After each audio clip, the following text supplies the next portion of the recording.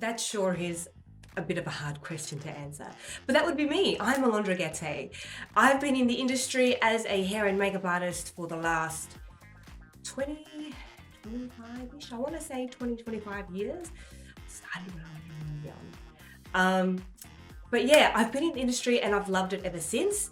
I have been fortunate enough to work not only all over Australia, doing, multiple fashion shows, bridal clients, special event clients, editorials and everything else. But I've even been able to work predominantly in Dubai, where I had one of the best experiences working with different agencies, celebrities, you name it, I've done it pretty much in hair and makeup. So the Academy of Hair and Makeup was a school that I designed, a concept I put together in which I could train hairstylists and makeup artists who would have basically no experience and come out in a relatively short amount of time working like a professional. I just found that with working with other artists in the past that would graduate from these big elaborate schools, doing hair and makeup and all these sorts of stuff, the skills that they would master, they weren't the greatest. There was no attention to detail. There was no attention to, what's on trend at the moment, what clients are actually requesting. So it kind of inspired me to create the Academy of Hair and Makeup.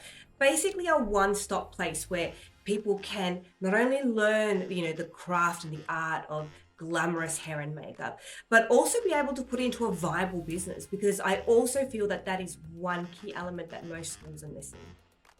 So I guess if you were to ask most of my students, they would say probably the energy of this place or the energy of their classroom environment. Although it is quite an intimate setting, a quite a personalized setting, the energy, the environment of our classes are very, lively, I think you could say.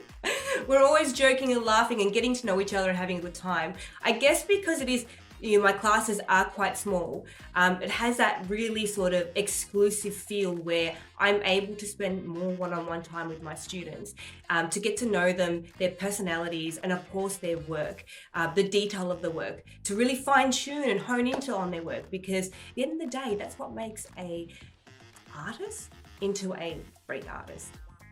I would say that ongoing support and relationship building, definitely. I think it's very hard to find these days a school that is willing to support you even beyond the training. Like I mentioned, I have students that are still in communication with me, telling me their stories, their triumphs, their challenges, and I think they really love the fact that they can still reach out to me, even months or a year down the track. Okay, so let's be real. We all have bills to pay. We all need to put food on the table. Obviously, to some degree, we all work because of money. But that is not the reason why I am inspired to do what I do. Because if it was, then I'd probably just take a day job, at a bank teller. Actually, I did try that once and didn't work out. I think I lasted a day. But anyways, that's not the reason why I do what I do. I do what I do because I genuinely want to help women. People in general, but usually it's specifically women.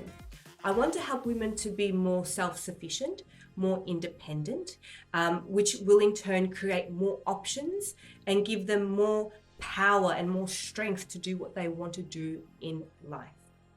I usually meet two types of women. Either a woman who has gotten married and has had children, and because of this, she usually loses her identity. Suddenly she's no longer earning money and she's gone from, doing a great and perhaps a glamorous job to someone that is changing nappies and washing dishes, and that's all she does. And so that's one type of woman that I meet. Or I meet the type of woman that is stuck in a job that she doesn't necessarily love. But she's stuck there because she has bills to pay, she has a mortgage, she has a car to run, or perhaps she has a family life that she needs to support as well. And what's funny is that you are what you attract. So I've actually been both of those women, and that's probably the reason why I'm so passionate to be able to tell these women that there are other options out there for you to do if you want to own your own business, work in this beautiful, wonderful, creative industry, and enjoy it and be rewarded for everything that you do.